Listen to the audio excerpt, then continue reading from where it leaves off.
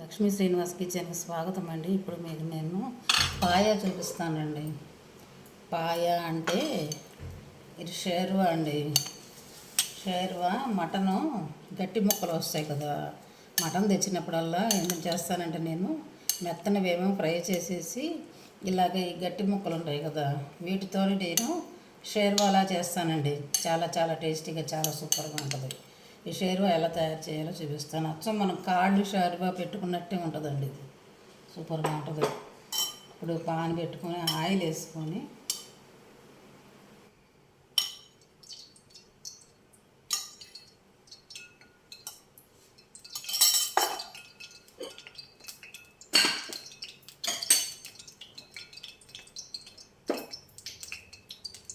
ఇది onion paste అండి, ఉల్లిపాయ కాల్చి చేసిన పేస్ట్.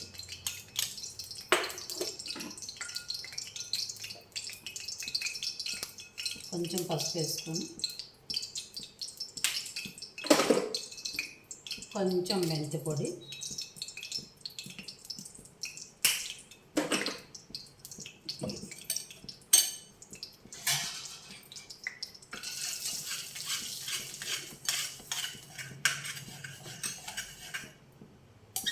ఇదిగోనండి ఆనియన్ పేస్ట్,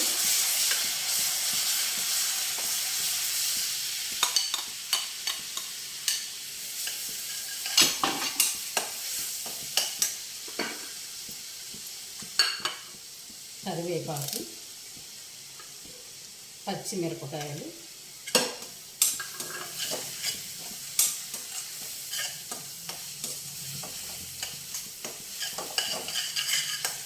సూపర్, చాలా చాలా టేస్టీగా ఉంటుందండి ఈ షేర్వా.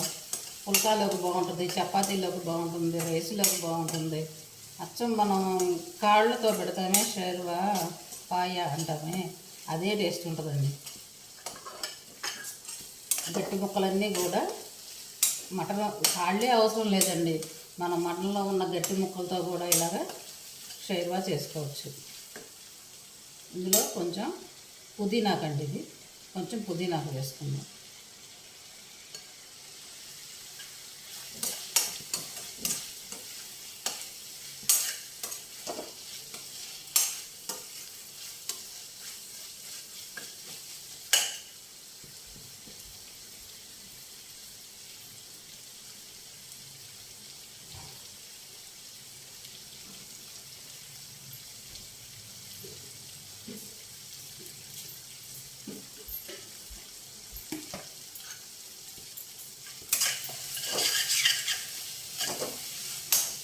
ఉల్లిపాయ మనము కాల్చి చేసిందే కనుకండి తొందరగానే వేగిపోయిందండి ఆల్రెడీ.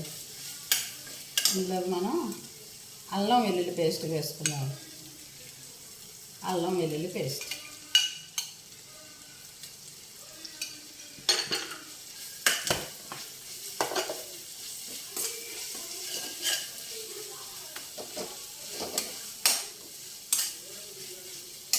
ఈ మటను బొయ్యకులండి ఇవి.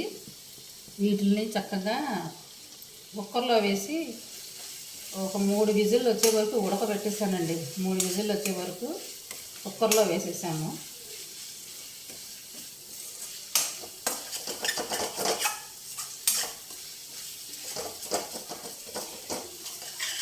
కొంచెం ఇందులో పసుపు, లైట్గా కారం, కొంచెం ఉల్లిపాయ, అల్లం వెల్లుల్లి పేస్ట్, ఉప్పు, కారం, పసుపు అన్నీ కొంచెం కొంచెంగా వేసి ఇది ఉడకబెట్టాను అనమాట. మటన్ బొయ్యకలు అండి ఇవి. అల్లం వెల్లుల్లి పేస్ట్ కూడా వేగిపోయింది. ఇప్పుడు మనం ఈ బొయ్యకలు కూర వేసేసుకుందాం. మటన్ బొయ్యకలు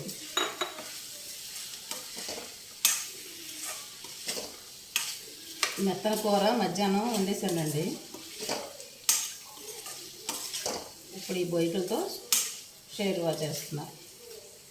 పుల్కాలోకి సూపర్ అదిరిపోద్దండి, చపాతీలోకి కానీ పుల్కాలోకి కానీ. ఇది వేసుకున్నాం కదా, ఇప్పుడు ఇందులోకి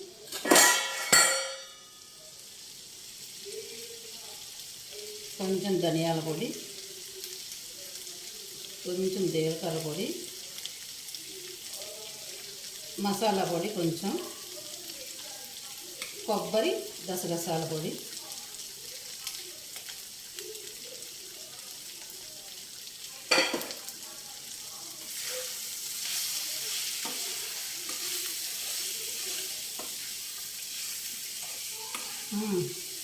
అప్పుడే పాయా వాసన వచ్చేస్తుందండి. ఇందులోకి కారం వేసుకుందాం. కారం,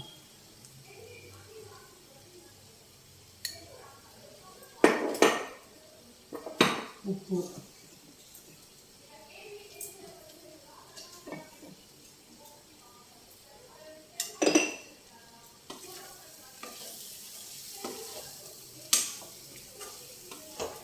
ఇలాగా గట్టి ముక్కలతో కూడా చక్కగా షేర్వా చేసేసుకోవచ్చండి. మనం కాళ్ళే తెచ్చుకోవాలి అని ఏమి లేదండి. కాళ్ళకి అంత పొద్దున్నే ఇలా కూడా అయిపోతాయండి, అక్కడ ఉండవు మటన్ షాపుల్లో. అవి ఎర్లీగా వెళ్తేనే కానీ అవి దొరకడం కష్టంగానే ఉంటున్నాయి. ఇప్పుడు మనం ఇంట్లో మనం తెచ్చుకున్న మటన్లోనే బొయ్యలు వస్తాయి కదా, వాటితోనే చేసేసుకోవచ్చు చక్కగా.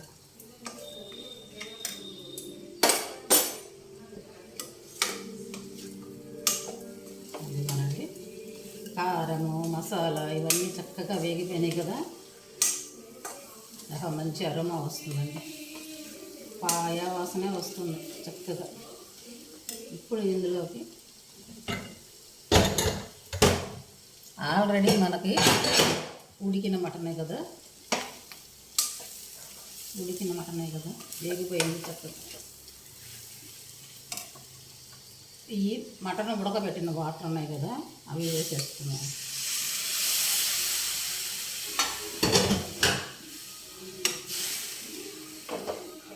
అవి వేసేసుకుందాం.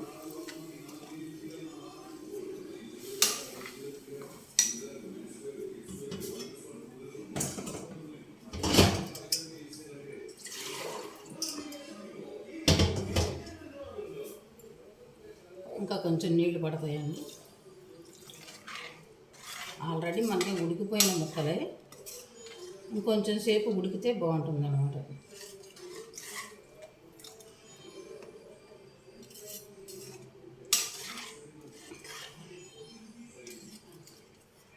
చాలండి.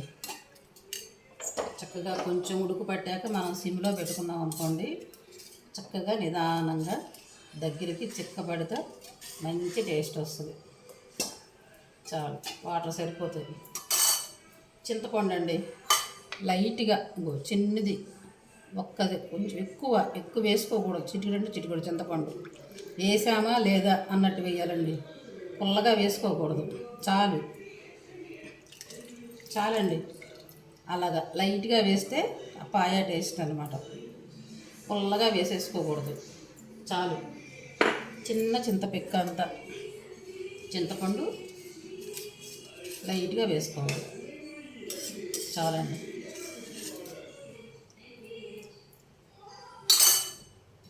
ఇప్పుడు ఇందులోకి కొత్తిమీర వేసుకొని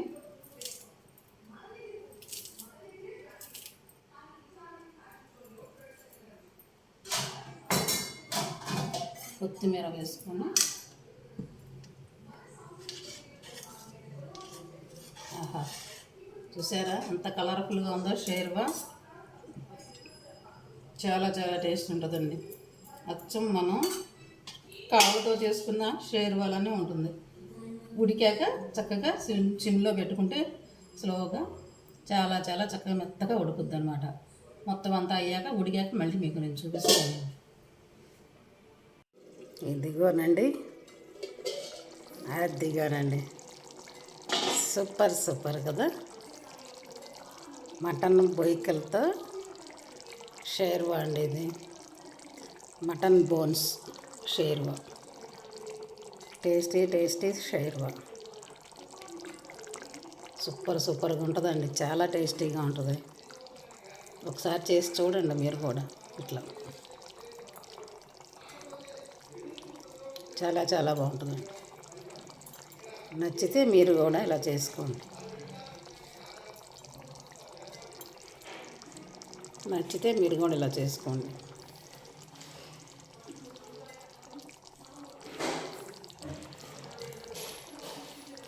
థ్యాంక్ యూ.